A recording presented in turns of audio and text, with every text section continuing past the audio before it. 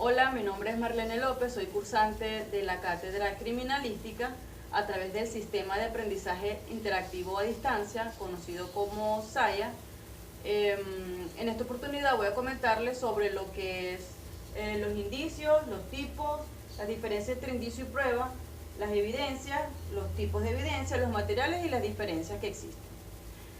El indicio es la cosa o suceso conocido de los cuales se infiere otra cosa u otro suceso desconocido. Jurídicamente es el hecho base que activa la presunción para llevarnos al hecho consecuencia. Un indicio es aquello que nos permite inferir o conocer la existencia de algo que no se percibe al momento. Los tipos de indicios están los determinables.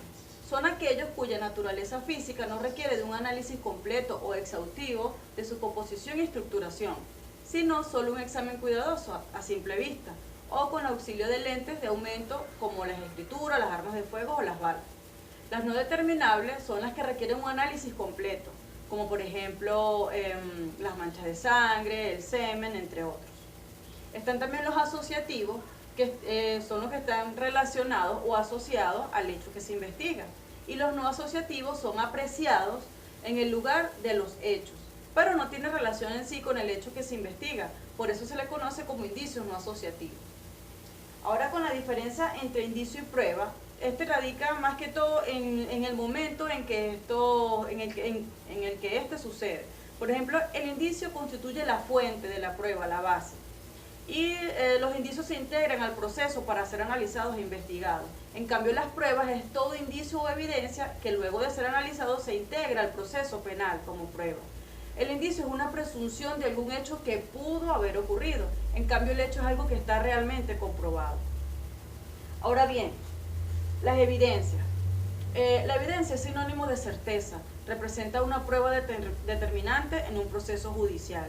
Es decir, que es todo objeto, instrumento, huella, marca, rastro, señal o vestigio que se usa y se produce respectivamente en la comisión de un hecho delictuoso.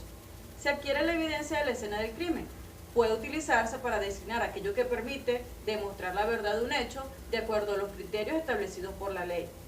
La evidencia puede usarse como un medio de prueba para demostrar algún hecho. Y como ya dije anteriormente, primero es el indicio de algo que presuntamente puede estar asociado. La evidencia es cuando sí se asocia al hecho delictivo. Existen las evidencias físicas, como lo que es aquella cosa de cualquier naturaleza o carácter físico que puede asociar un criminal con la escena del delito. Si la persona ha tocado algún elemento del lugar del crimen o si ha dejado algo olvidado o ha tomado algo de la escena de dicho crimen. La otra función es permitirle a los investigadores reconstruir el momento, lo que ocurrió en el crimen, porque con frecuencia se sabe cuáles fueron esas circunstancias. Primero se resguarda, ¿verdad?, la escena del crimen y luego es que se procede a levantar las evidencias de la escena. Están las evidencias químicas, que a través del análisis químico de los indicios se puede, dentro del proceso, transformar un indicio en evidencia, demostrando su origen químico, como por ejemplo los venenos, las drogas, los gases, alcoholes o medicamentos.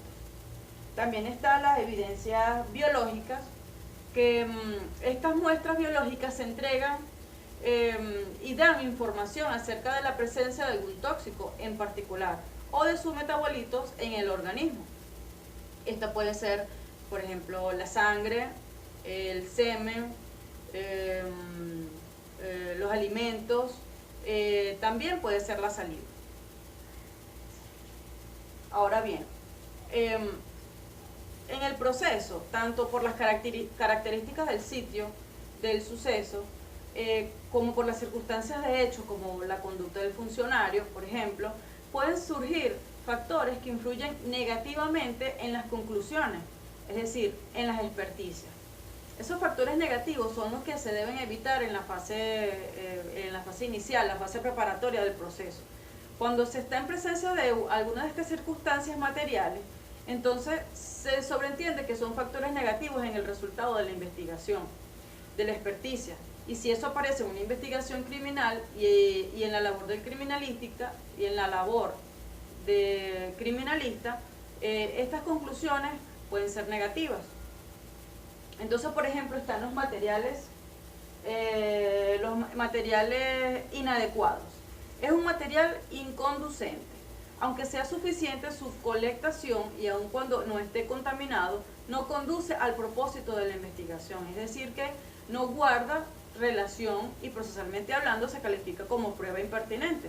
Por ejemplo, cuando se colecta el arma de la víctima y se envía al laboratorio, luego en el reporte surge de que que sí es el arma, pero que no fue de ella de la que salió el disparo. También están los materiales contaminados, que son aquellos que tienen incorporados cuerpos extraños que afectan la esencia o la naturaleza de ese material, de esa sustancia. Por ejemplo, no se puede hablar sobre las muestras sanguíneas porque al hablar se expulsa saliva y pues se contamina.